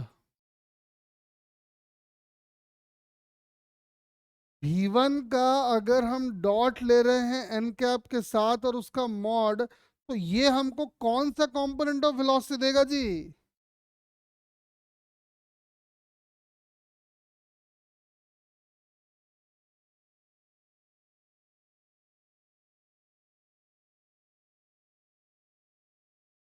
बोलो।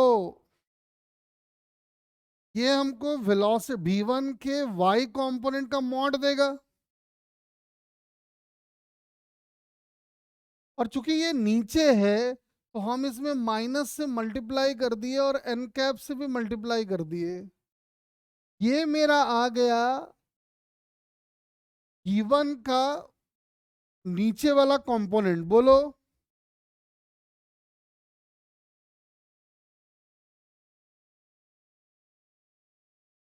तो फटाफट रिस्पॉन्ड करो मुझे तो हम आगे बढ़ेंगे। अब एक बात बताओ, नेट वेलोसिटी है v1 और ये वाला अपना नीचे वाला कंपोनेंट है तो क्या इधर वाला कंपोनेंट आ जाएगा? इधर वाला कंपोनेंट निकालने के लिए हमको v1 में इस वाले कंपोनेंट को सब्ट्रैक्ट करना पड़ेगा।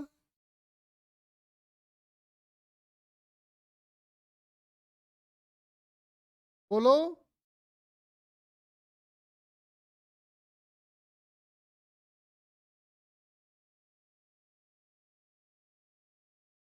तो हमारा ये वाला कंपोनेंट जो आएगा वो आएगा v1 vector plus mod of v1 dot n. ऐसा।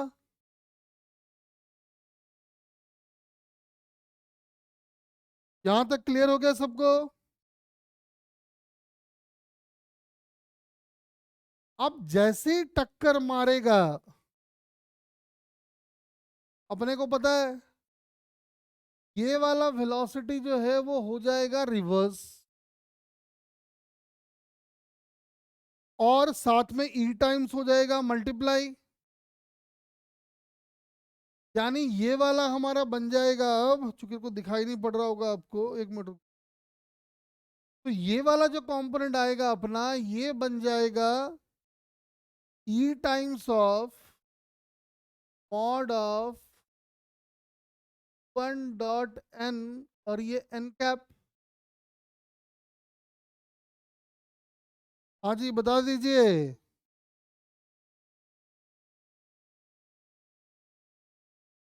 और कोलिजन के दौरान ये वाला वेलोसिटी तो बदलना है नहीं तो जो था वही लिख दो। v1 plus one dot N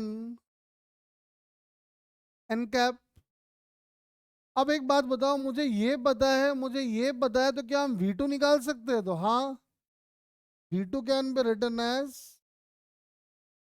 v1 plus ये और वो वाला भी वही है, तो इसको लिख देते हैं v1 डॉट n का मॉड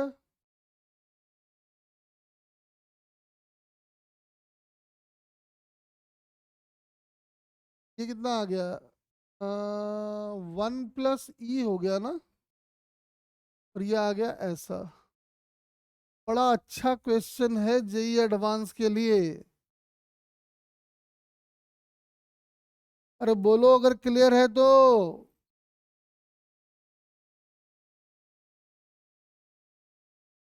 अब ये क्वेश्चन मैथ के लिए भी फिट है, फिजिक्स के लिए भी फिट है।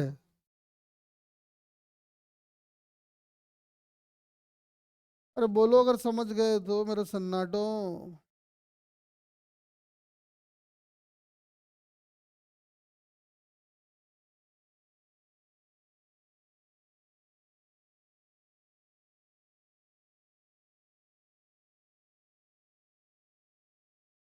चलो समझ गया, समझ गया तो भाई अच्छी बात है। चलो एक और अच्छा क्वेश्चन कराता हूँ, छोटा लेकिन बहुत खोटा। ठीक है, एकदम जबरदस्त वाला क्वेश्चन कराता हूँ। मुझे एक बात बताओ, अगर आपको v1 वेक्टर दे दिया जाए और v2 वेक्टर दे दिया जाए, तो क्या आप n वेक्टर निकाल सकते हो क्या?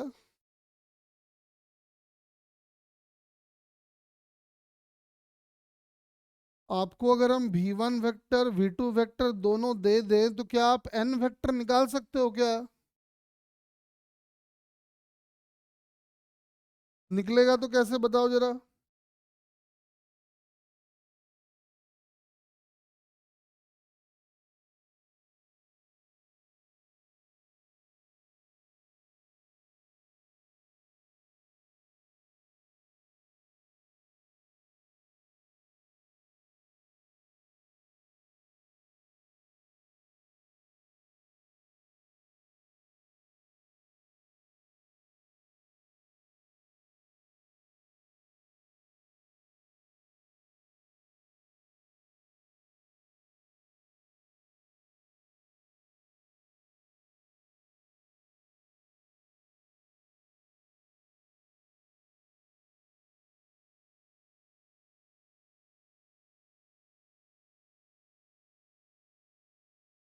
बोलो, अगर अपने को v फाइनल पता है, v इनिशियल पता है, तो क्या हम e की नॉर्मल की वैल्यू निकाल सकते हैं किसी तरीके से?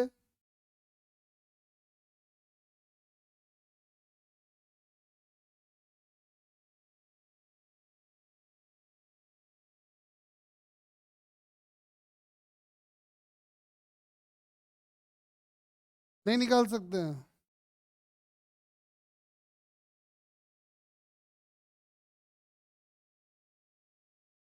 मुझे एक बात बताओ, अगर हम v2 माइनस v1 कर लें,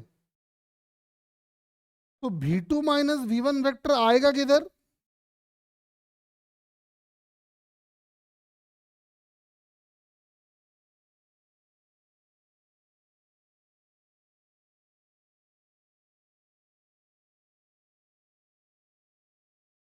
देखो ना, डेरिवेशन में दिख रहा है अपने को, यहीं से देखो दिख रहा है। अगर हम v2 माइनस v1 कैलकुलेट कर लें और उसमें डिवाइड कर दे किससे?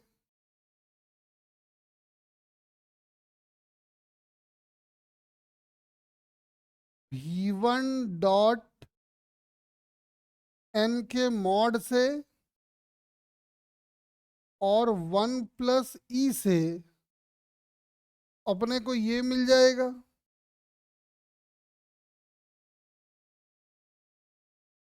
नहीं,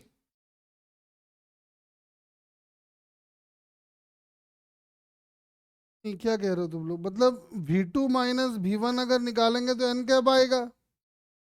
तो ऐसा कर ले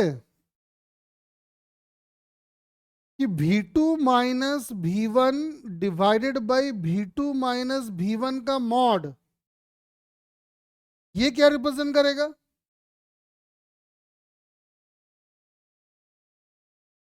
V2 माइनस V1। बेटा ध्यान से सुनो, बड़े अच्छे कॉन्सेप्ट हैं ये। हम तुम्हारे लिए अभी बहुत मुश्किल से ढूंढ ढूंढ के क्वेश्चन, नहीं बच्चों को कम से कम पढ़ाएंगे, बच्चे पास होंगे हमारे। हम कह रहे हैं V2 माइनस V1 अगर हम लेते हैं तो आप कह रहे हो कि उसका डायरेक्शन एन कैप के अलॉन्ग आएगा। और हमने ये बात पढ़ा हुआ है कि किसी भी डायरेक्शन में यूनिट वेक्टर चाहिए तो आप उस वेक्टर में उसके मॉड से डिवाइड कर दीजिए। इसका मतलब अगर अपने को एन कैप चाहिए तो एन कैप हो जाएगा V final vector minus V initial vector divided by V final minus V initial. बताओ अगर एग्री करते हो तो। बताओ बताओ फटाफट। प्रीतम गुप्ता जी तो बोल ही चुके हैं। अरे आकाश, वशिष्ठ, ईशु, जल्दी, दीपांशु, राज, जल्दी बोलना रे। अरे बड़ा अच्छा कॉन्सेप्ट है, आज तक किसी को नहीं पढ़ा है, तुम लोगों को पढ़ा रहे हैं।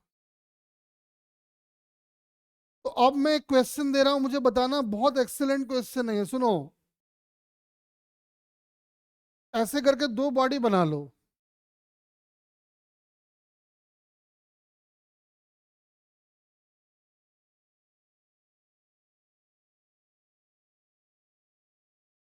एक बॉडी, दो बॉडी हम बना दिए, दोनों का डायरेक्शन दे दिए। डेटा लिख लो। पहले वाले की वेलोसिटी है 3i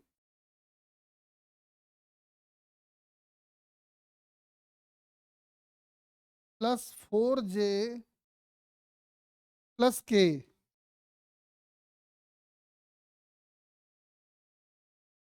3i plus 4j plus के।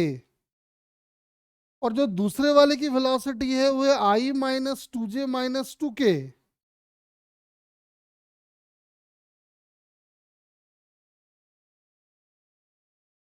बॉल आया, सरफेस को हिट किया और ऐसे चला गया। बोला बताओ जी, कोइफिशिएंट ऑफ रेस्टिट्यूशन की वैल्यू क्या होगी। बहुत ही बढ़िया क्वेश्चन। सोचिए और मुझे करके दिखाइए क्या आएगा।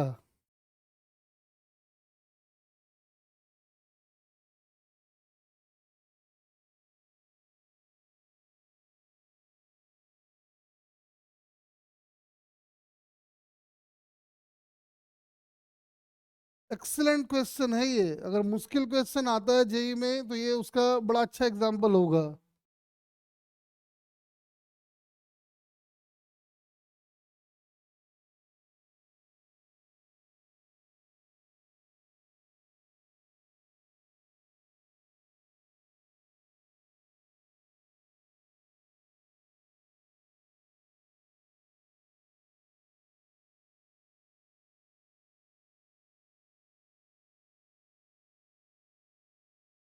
हाँ जी बताइए।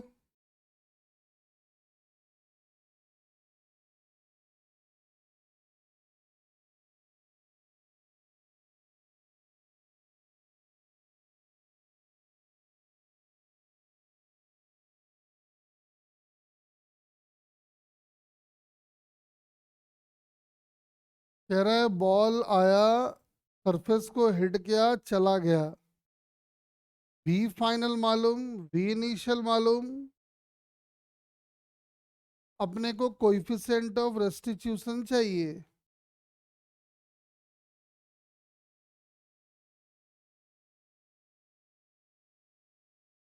क्या हमने नॉर्मल निकाल लिया है, एन कैप निकाल लिया है? बताओ।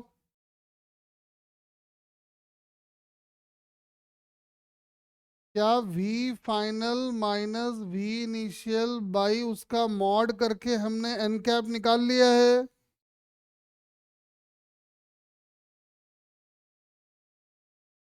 नडो।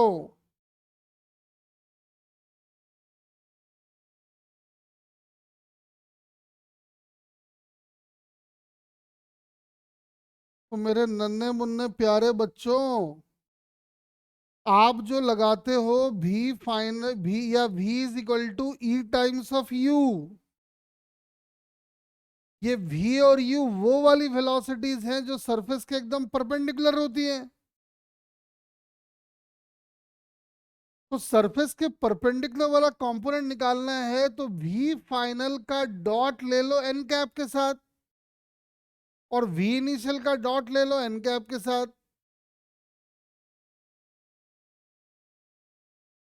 v फाइनल का डॉट ले लो n कैप के साथ, उसका मॉड ले लो। v इनिशियल का डॉट ले लो n कैप के साथ, उसका मॉड ले लो और लिख दो v final dot n cap का mod is equal to e times of v initial dot n cap का मॉड। क्योंकि v फाइनल में जब आप n कैप के साथ डॉट लोगे तो आपको वो वाला कंपोनेंट वेलोसिटी का मिलेगा जो n कैप के अलोंग है, अपने को तो वही चाहिए। बताओ मेरी बात समझ पा रहे हो?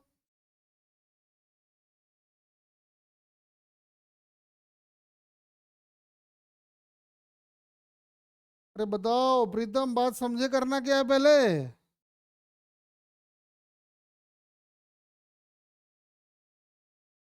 तो बता ई की वैल्यू कितनी आ रही है, जल्दी बता दे।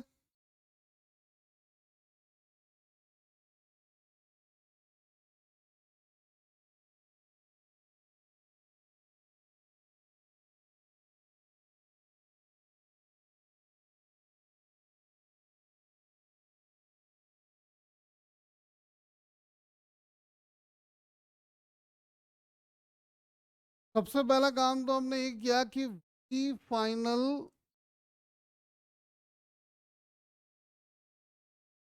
Minus v initial by v final minus का मॉड करके n कैप निकाल लिए। तो ये आ गया -2i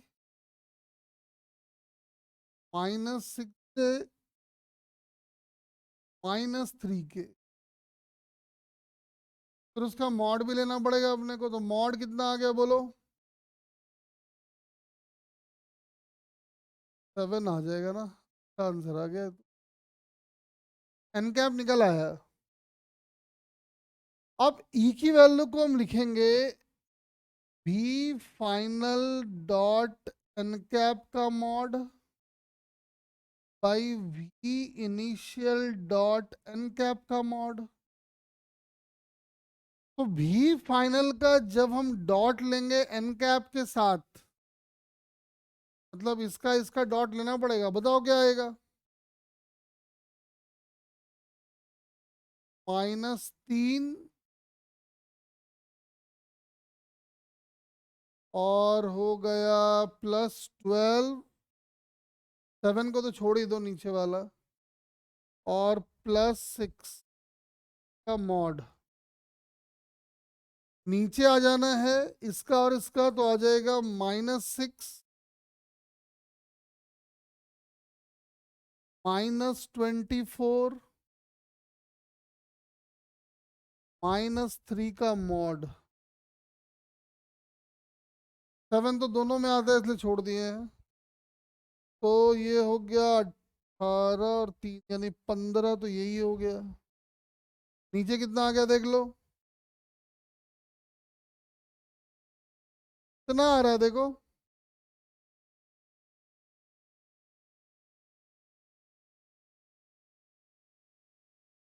हाँ जी बता दो क्या आ रहा है।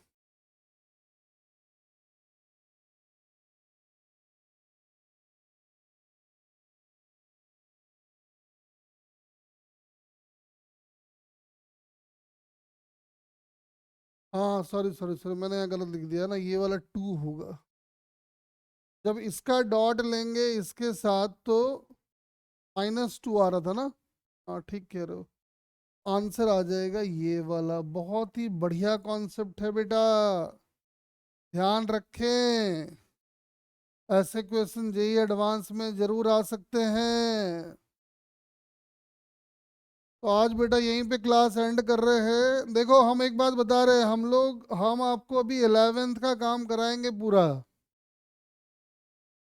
ट्वेल्थ वगैरह पे आप एफर्ट करते रहें, 11th आपको अच्छे से रिवाइज करा देंगे एग्जाम में जाने से पहले। और आपके नंबर कटने के जो भी चांसेस है वो 11th से ही हैं, क्योंकि 11th के क्वेश्चन मुश्किल आते हैं। बाकी जिसको क्लास नोट चाहिए हो, आज जो पढ़ाए हैं आप यहाँ से डाउनलोड कर लो।